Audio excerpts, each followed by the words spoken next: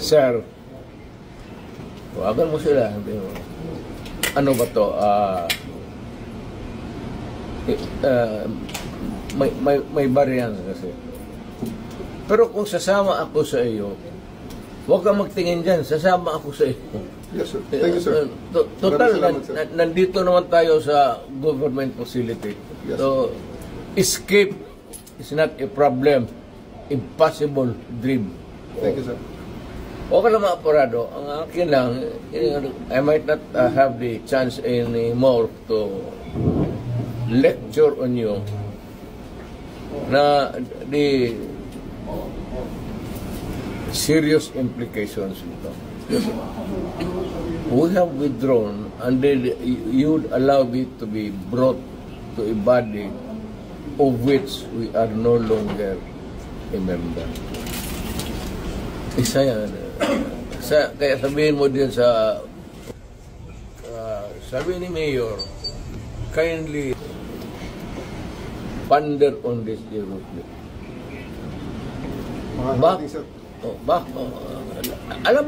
Alam mo man, nabasa mo man siguro, withdraw na tayo.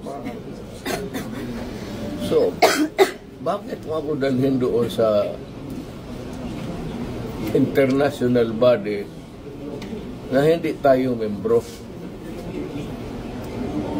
Kung balang araw, per chance, kung isa sa inyo magkakaroon ng kaso,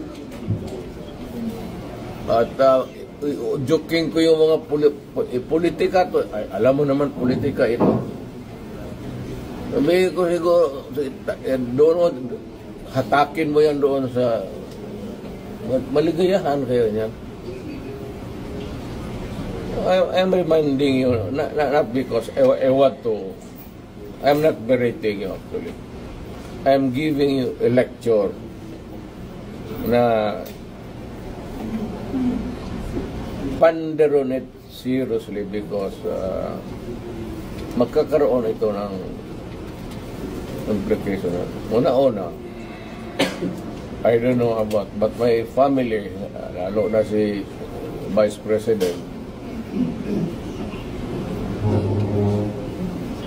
if ikaw bukas mag-presidente yan, was-was tayong lahat dito.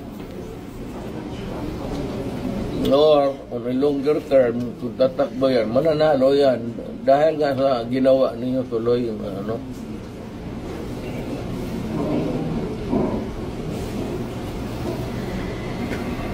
Hindi kasi ako ang nakiusap. Kung ako ang kausap mo kanina sa sabihin ko sa iyo kutsi mo, dalhin mo dyan sa ano, sasakay ako. Yes, sir. Thank you, sir. And then, sir, may bus tayo, sir, sa labas. Kasama, sir, ang family mo, sir? Hindi ko na, wala na. Iiwan ko na lang. You can have a choice of 3 other companions, sir, please. Wala. Abogado, siguro. Yes, sir. Wala man kayo ano. Wala. What's the worst that, kasi ito rin, what's the worst that they can, Hague. Malayo masyado yung Hague. Kaya doon ka nga dalahin eh. Hindi nga papayag ang Supreme Court dyan. Kaya nga. May mga abogado. They're actually bringing you to the Hague. Yun ang sinabi ni General Torre. That is kidnapping. That is Kidnapping. Kidnapping.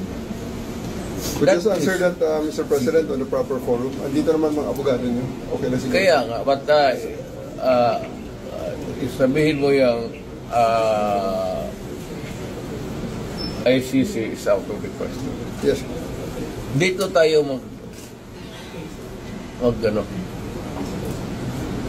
prosecute niyo ako, i-detain mo ako, pakainin mo na ako, patulogin mo ako. You file charges, the worst charges that you can imagine, do it. Yeah. But dito sa Pilipinas, hindi ako I do not recognize it. So are you coming with us, sir? Oo, basta yan ang condition. Let's go. On